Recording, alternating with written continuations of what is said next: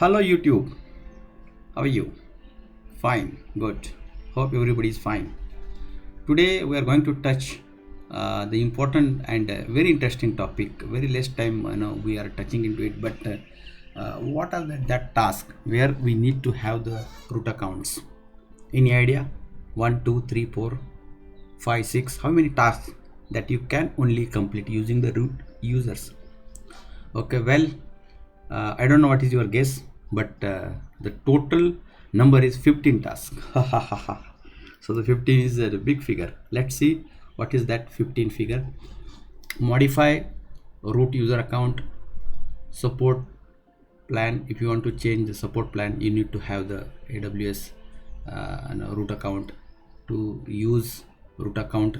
If you want to modify the root account details, nobody else can change for you. You need to have viewing the billing tax invoice. You need to have that. If you want to close the AWS account, other credential cannot be used to close AWS account. Signing up government cloud, submit reverse DNS, Amazon EC2 request. So very less time it is used, but yes, if you want to do this, you need to have the root account. You need to log in and then submit this request.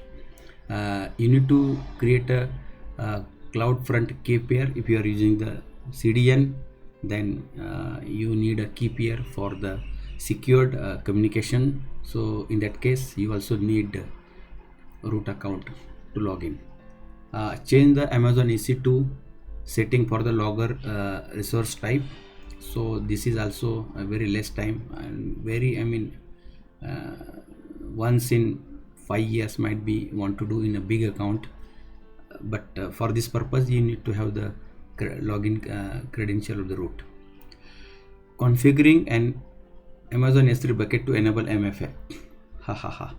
So this is very simple thing, but because normally we work on the root account, we will never understand the importance of it.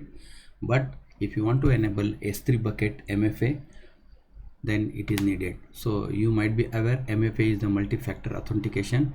Suppose you want to delete some files and you want to do the extra security layer where the MFA will be used. One code will be generated, and using that code you need to confirm the extra layer, and then it will be that files will be deleted. Very important things. Editing or deleting Amazon S3 bucket policy includes an invalid VPC ID or VPC endpoint. So in that case also you need a root credential. So if you want to do the penetration testing, that can be done using only the root account. So for it can be done from any account, there is no problem, but this request you need to submit with AWS root account only. Request of the removal for the port 25 email.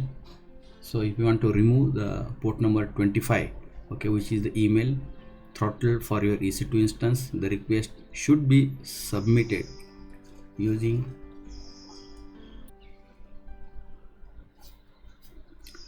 root credentials.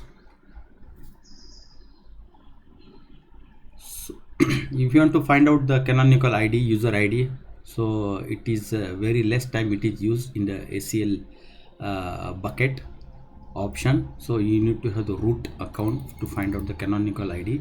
So this can be used to find from the AWS API or AWS CLI, but only the root credentials is needed to do this.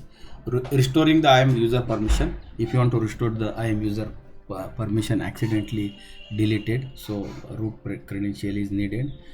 And of course, if you want to change your account setting using the billing and cost management console, of course nobody else can do it, only root can do it.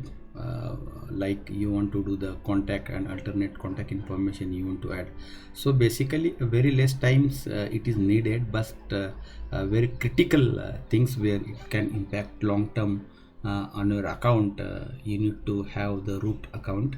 And basically you know that is also one more thing. The strategy is that the billing related things, when important things like seeing the billing and changing the contact information, it is needed. So hope this video will be add some information or knowledge to you. Thank you.